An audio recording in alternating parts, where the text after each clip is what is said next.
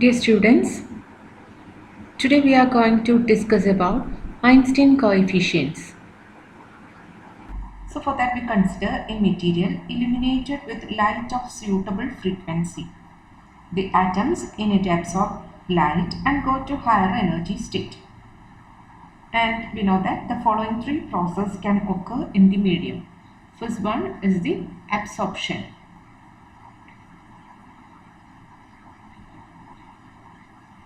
An atom in the lower energy level E1 may absorb the incident photon and jump to the excited level E2. The transition is known as induced or stimulated absorption. Corresponding to each absorption transitions, one photon disappears from the incident light field and one atom adds to the population at the excited energy level E2. If A and A star represents an atom in the lower energy state and excited state respectively, then we can write A plus h nu gives A star.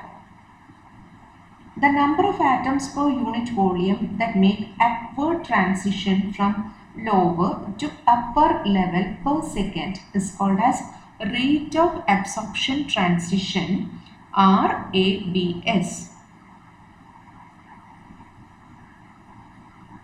Thus, RABS or rate of absorption transition is equal to the rate of decrease of population in the lower energy level. It is also equal to the rate of increase of population in the upper level. Thus, we can write RABS equals minus dN1 by dt, which is equal to dN2 by dt. The number of absorption transitions occurring in the material at any instant will be proportional to first one population in the lower energy level, that is N1, and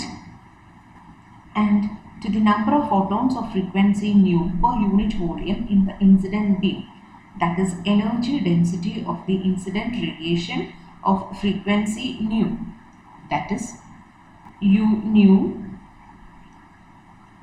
or U omega, that is energy density of the incident radiation. As the rate of absorption, R absorption equals B12 N1 U omega. Here B12 is a proportionality constant and is known as the Einstein coefficient for induced transition from level 1 to 2. At thermal equilibrium, the population in the lower energy state N1 is larger than that in the higher energy state. As a result, as light propagates through the medium, it gets absorbed. Then the second process is called as spontaneous emission. Excited atom can stay at the excited level for an average lifetime of tau sp. It is not stimulated by any other agent during its short lifetime. The excited atom undergoes a transition to the lower energy level by itself. During the transition, it emits the excess energy in the form of a photon, and this process in which an excited atom emits a photon all by itself is known as spontaneous emission.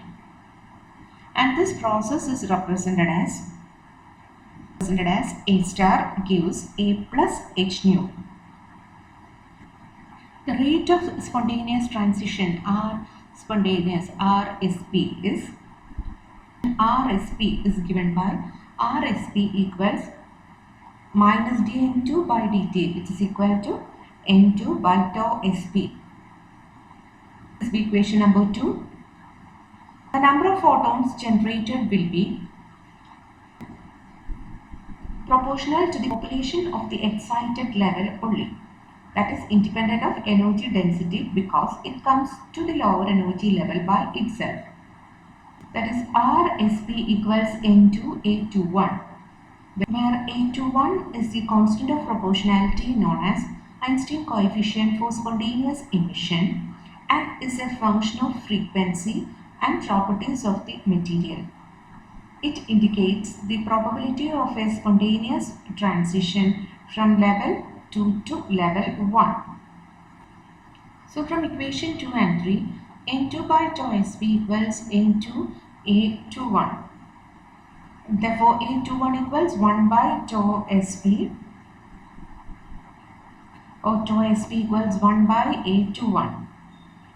Thus, the reciprocal of the coefficient A21 is the time for the spontaneous transition tau Sp and represents the lifetime of the spontaneous emission.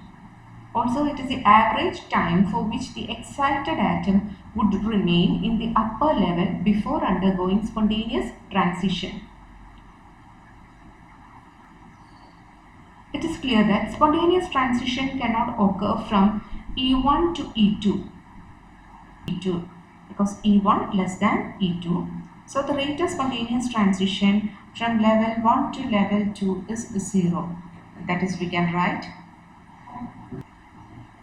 A12 equals in the excited state need not wait for spontaneous emission to occur. If a photon of suitable energy h nu, which is equal to E2 minus E1, interacts with the excited atom, it can trigger the atom to undergo transition to lower level and to emit another photon of same energy. That is, A star plus h nu gives A plus h nu plus h nu, or A star plus h nu equals A plus 2 h nu. The process of emission of photons by an excited atom through a fixed transition occurring under the influence of an external agent is called induced or stimulated emission. The rate of stimulated emission of photons is given by R stimulated RST equals B21 N2 U omega. Here B21 is the Einstein coefficient for stimulated emission and U omega is the energy density of photons. So we have equation R absorption equals B12 N1 U omega. Then RSP, spontaneous, rate of spontaneous emission, RSP equals N2 A21, and rate of stimulated emission RST equals B21 N2 U omega. At thermal equilibrium, the number of upward transition equals the number of downward transitions. That is, N1 B12 U omega equals N2 A21 plus N2 B21 U omega. Or, taking the second term from RHS to LHS, we get N1 B12 U omega minus N2 B21 U omega equals N2 A21. Taking a U omega as the common factor from first two terms, we can write U omega into N1 B12 minus N2 B21 equals N2 A21. U omega equals N2 A21 by N1 B12 minus N2 B21. Dividing RHS throughout with N2 gives A21 by N1 by N2 B12 minus B21. Boltzmann law, N2 by N1 equals e raised to minus E2 minus E1 by KT, where K is the Boltzmann constant. Or N1 by N2 equals e raised to E2 minus E1 by KT. Or N1 by N2 equals e raised to E2 minus E1 by KT, which is equal to exponential E2 minus E1 by KT. This equation can be written as U omega equals A21 by B12 into, instead of N1 by N2, we can substitute exponential E2 minus E1 by KT minus B21. But E2 minus E1 equals H. Multiplying 2 pi in numerator and denominator, that is 2 pi nu by 2 pi. H by 2 pi is H cross and 2 pi nu is omega. That is E2 minus E1 equals H cross omega. So substituting E2 minus E1 equals H cross omega, the above equation can be written as U omega equals A21 by B12 exponential H cross omega by KT minus B21. Taking B12 as a common factor, the expression can again be written as U omega equals A21 by B12 into 1 by exponential H cross omega by KT minus B21 by B12. According to Planck's law, the energy density of radiations is given by U omega equals H cross omega cube by pi square C cube into 1 by exponential H cross omega by KT minus 1. If you compare equation 5 and 6, we can write B21 by B12 equals, comparing these two terms B21 by B12 with the term, second term inside the bracket, then we can write B21 by B12 equals 1 or B21 equals B12, let it be equal to B. And again comparing equation 5 and 6, we can write A21 by B12 equals H cross omega cube by pi square C cube, or A21 by B21 equals H cross omega cube by pi square C cube, since B21 equals B12. Thus we can say that the probabilities of stimulated absorption, that is B12, and stimulated emission, that is B21, are the same, and the ratio of A and B coefficients is given by equation 7.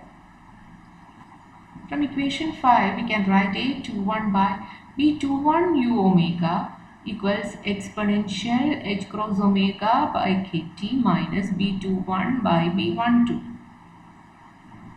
or A21 by B21 U omega equals exponential H cross omega by KT minus 1, since B21 equals B12. So thus at thermal equilibrium, the ratio of number of spontaneous to stimulated emission is given by A by B U omega equals exponential H cross omega by KT minus 1, or A by B U omega equals exponential omega by KT by H cross, dividing by H cross throughout, minus 1. That is when omega very much less than KT by H cross, B of U omega very much greater than A. That is, the number of stimulated emission will be greater than the number of spontaneous emission. While for omega very much greater than KT by H cross, A will be greater than B of U omega. Or the number of spontaneous emission will be greater than the number of stimulated emission. Also, on rearranging equation 7, or from equation 7, we can write B21 equals pi square C cube by H cross omega cube into A21. And this is also equal to B12 also. And this is equal to B12 also. And this gives a relation between A and B coefficients. Or this ratio is proportional to the third power of frequency, that is nu cube, of radiation. That is why it is difficult to achieve laser action in high frequency ranges such as X-rays. Thank you.